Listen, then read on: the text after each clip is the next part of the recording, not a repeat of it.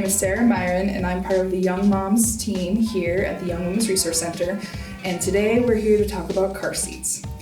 First off, we want to talk about how to pick the best car seat for you and your family. A lot of people think that picking the most expensive car seat means that it will be the safest and the best. Really, all the car seats on the US market are safety tested, and so any car seat that fits your child's age, height, weight, and developmental status would be the best car seat for you, especially a car seat that you know how to use and can fit well in your car and will be able to use the right way every time. Okay, we're going to do a little fact and fiction. Fact or fiction: vehicle accidents are the #1 cause of death for children in the US. Fact: appropriate car seat use reduces risk of injury by 71 to 82% and reduces risk of death by 28%. Fact or fiction: all accessories for car seats that are sold at the store have been tested for safety. That is fiction. Unless an accessory comes with the car seat, it has not been crash tested and could be a risk even though it's sold in the stores. So if you see items like this that could be added to the car seat, we recommend not using them and only using things that look like this if they came with the car seat. Fact or fiction: it is safe for any child over 6 years old to graduate from a booster seat to using the seatbelt only. That is fiction. Best practice says children should use boosters until they turn 13 or have grown enough physically and developmentally to be able to use a seatbelt alone properly. This means being able to sit back in the seat with their knees comfortably bent at the seat edge and their feet on the floor. The lap belt could fall across the top of the thighs, not the stomach, and the shoulder belt should rest along the collarbone, not be at their neck or face or lower on their arm. Appropriate booster seat use reduces risk of non-fatal injuries by 45% for 4 to 8-year-olds. Fact or fiction: children should be kept rear-facing as long as possible, depending on the maximum height or weight for their car seat. That is a fact. Fact or fiction: if a car seat is strapped in by a seat belt or using the lower anchors, it isn't really important to use the back tether on a forward-facing car seat. That is fiction. If a car seat calls for it, always use the tether when possible, as it will cut down the movement of the head in an accident by 4 to 6 inches, which can lower the risk of injury. Fact or fiction: it is safe to use a car seat you got from someone else as long as they say it is not expired. That would be fiction. It is risky and potentially deadly to use a used car seat because it is hard to ever know if the previous owner is lying or if it was in a crash of any kind that could have affected its safety. Fact or fiction: it's safest for children to use their coat as a blanket instead of wearing it in the car seat. That's a fact. Any added cushion between the child and the car seat, so under or below the straps, could affect how secure they are in the car seat, which could lead to higher risk of injury in a crash. Fact or fiction: it's best to select a car seat based on the age of the child. This is fiction. Best practice is to choose car seat based on height, weight, age sometimes included, but also developmental level of the child. Fact or fiction: if a child's legs touch the seat or have to be bent in a rear-facing car seat, it is still important to keep them rear-facing until they outgrow the height and weight limits of that car seat. That's a fact. Fact or fiction: it's okay to leave the straps a little loose if they are making your child uncomfortable or biting into their neck when tightened. That would be fiction. There are tricks to help make them more comfortable, like using any harness protectors that came with the car seat or putting the edge of their shirt between their neck and the straps, but it is important to have the straps tight enough so that it can lower the risk of any injury. Fact or fiction: more expensive car seats are safer. This is definitely fiction. All car seats on the US market are crash tested and cleared for safety, so the cost should be whatever is best for the family. Fact or fiction: kids who are more mentally mature can stop using boosters sooner than other kids their size. That would be fiction. Moving out of a booster needs to depend on their height, weight, developmental status, and how they fit the seatbelt. Thanks for playing Fact or Fiction. Now we'll move on to Harnessing and Installation 101. First off, when you're installing a car seat, there are 3 main things you want to make sure. First, that the car seat is at the proper angle or recline for what the car seat needs to be safest for the kiddo. Second, that it's installed tightly. And third, that it's locked in, meaning whether it's using the seat belt or lower anchors or even a lock off on the car seat, that it is securely locked. So there are two ways to install a car seat in most cars. There is using the seat belt, of course, which is pretty much a possibility for any car that you're in.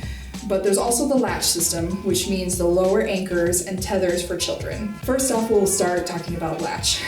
The latch system can be used on most cars that are newer than maybe 2000, 2002.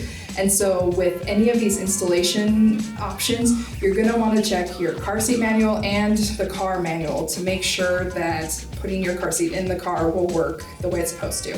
When going to install your car seat, it really depends on how you want to install it, what type of car seat you have, and also what your car can handle when it comes to installing your car seat. There are 3 different options for when you install your car seat. 2 of them are for sure what you need to use, either the lower anchors, the latch system, or the seat belt.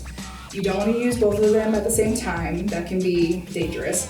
And really it just depends on what you prefer as well as what's possible in your car and with the car seat. So you always want to check the car seat manual as well as your car manual to see what is possible. When it comes to latch, which means lower anchors and tether for children, if your car is an older version, you potentially have the ability to use latch because it needs to have lower anchors in the car. And if you have a car seat that's a little older, you might not have that possibility, so you might have to use a seat belt. I do know a lot of people prefer to use latch because it might seem simpler, and it is simple in certain ways, but you have to still make sure it's nice and tight. When you're using latch, you use anchors that need to come with the car seat, so if your car seat doesn't have them, you're not able to use it. And a lot of them do look like this, or might have some sort of button that you clip on from the front of it. And you want to make sure that the straps are straight, not twisted, and that they are facing the way they should be when they're clipped on. When it comes to seat belts,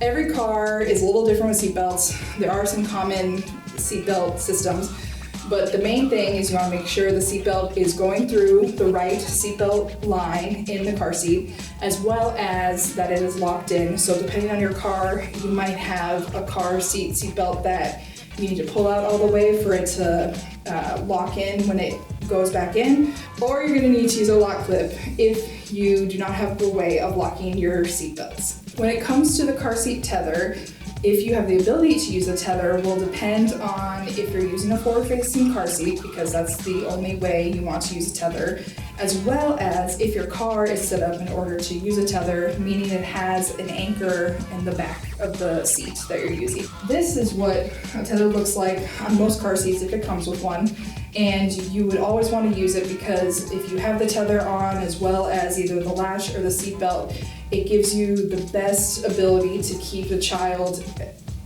from moving if there is an accident. And the less the child moves, if there's an accident, the less chance of more injury. Now we're gonna go over how to harness a kiddo in a car seat, meaning putting them and strapping them into the actual car seat. First off, depending on how large your child is, when you have a car seat that's rear-facing, which this is a rear-facing car seat, you want to make sure that the straps are at the shoulder or below when they go through the back. When you change your car seat, if you have a car seat that can be changed to a forward-facing car seat, you want to then make sure that the straps are at the shoulder or above the child to be safe. Then you want to make sure that the straps are snug and that you can't pinch any fabric between your fingers if you pinch at the collarbone. A lot of people think that the test is actually if you can fit like 2 fingers below the seatbelt, but really it's whether you can pinch it at the collarbone. Then of course you want to make sure that none of the straps are twisted or anything, because as long as they're straight, they're going to be as tight as possible.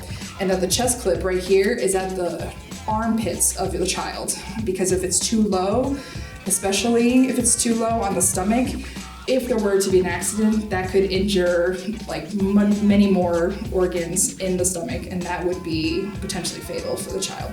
Also, as we mentioned, if you're worried about the straps rubbing against the child's neck or the child's head being too like loose in the car seat, if they don't come with accessories to help with the padding, There are a couple things you can do. You can put the child's shirt neck between the straps and their neck to try and just help with the comfort. And you can also roll up tightly towels and put them on the side of the child's head. Just know that anything you put below the child, between the child's head, body, and the car seat, could lead to more injury, and so you want to stay away from that. The last thing to check out when you're getting a car seat is to read the manual and see how you do change the straps on the car seat, because every car seat is a little different and some of them might be very difficult to change the straps height when you need to. And so it's really important to make sure that you know how to do that in a safe way.